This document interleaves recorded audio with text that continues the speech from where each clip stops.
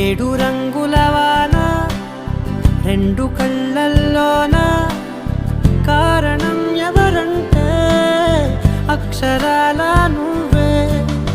ఇన్ని నాళ్ళుగా ఉన్నా ఇప్పుడే పుడుతున్నా కారణం ఎవరంటే ఖచ్చితంగా నువ్వే.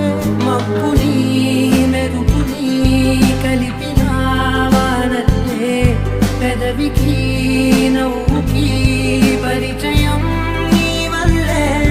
చిగురుపై చినుకులే ఎగిరితే ఎంతందం మనసుకో జ్ఞాపకం